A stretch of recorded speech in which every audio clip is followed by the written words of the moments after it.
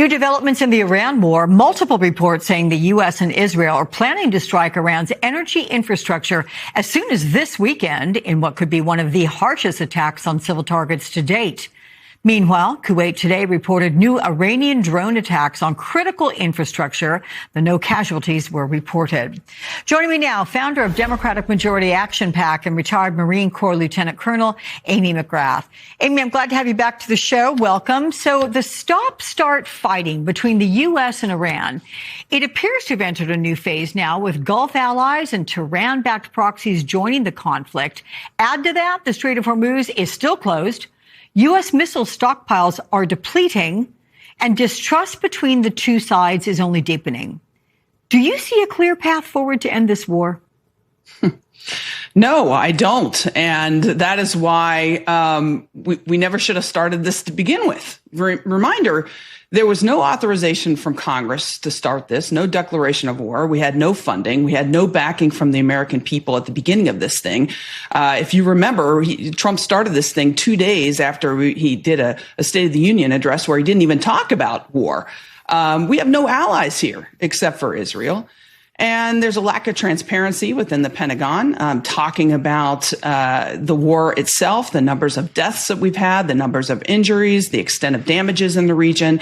You know, the American people deserve transparency and deserve to know what is going on. But no, I do not see a path here because, you know, we're all over the place. Well, the Pentagon, as you know, has not held a press briefing since early May. It has given very few substantive details about the war's progress, forcing reporters to rely on anonymous sources to try to inform Americans about this conflict. Why is the Pentagon keeping information from the public? And how does it compare to previous Pentagon briefings in times of war? Mm-hmm. Well, I can only say why I think the Pentagon is keeping it from the American public is the guys at the top, right? President Trump, this is a very deeply unpopular war. He doesn't want people to know what's going on.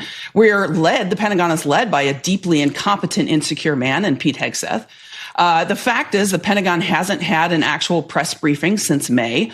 A pre-taped video does not count as a press conference. This is on top of the fact that he threw out the Pentagon press corps a year ago and replaced it with right-wing journalists, if you want to call them that. This feeds into a lack of trust. They've lowered the numbers of deaths in this war, not counting the latest deaths because of, it happened during the ceasefire. Well, that's a slap in the face to everybody that's serving over there right now. They appear to be withholding the numbers and types of injuries to service members. We don't know the full extent of the injuries. We do not know the extent of damages to our bases in the region. And it really is unprecedented. Yeah. So we know that you've run for Senate in your state, and Kentucky Governor Andy Beshear is demanding that retiring Senator Mitch McConnell either publicly demonstrate he's capable of serving or resign. The 84-year-old McConnell has disclosed very little information about his health during his more than 6-week hospitalization after a fall. Unlike most states, though, Kentucky's governor does not appoint a replacement when the seat is vacant, instead holds a special election. So is this a legitimate issue about transparency, or is there any political risk to questioning an elderly senator's health? Well, I think we're all questioning the health. I think, first of all, this is really sad that he is holding on to his seat for so long in this way, clearly not being able to really do his job. It does, as the governor has said here, allow his legacy, McConnell's legacy, to be tarnished. As he becomes sort of fodder for jokes and memes in this very human state, frail state, and one that we will all as humans deal with at the end of our days. And no one, Alex, deserves that. But it's also sad because this is a prime example where our system has failed us. The American people know we should have term limits. We should not have this continual clinging to power in these important, very important government positions being held by persons who are physically or maybe cognitively not able to do their job. And the American people know that. What do you think the chances are of something like that being passed? People saying term limits, that's it, and put an age on it.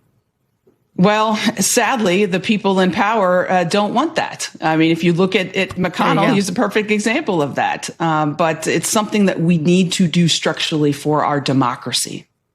Okay. Amy McGrath, it's always good to see you. Thank you so much.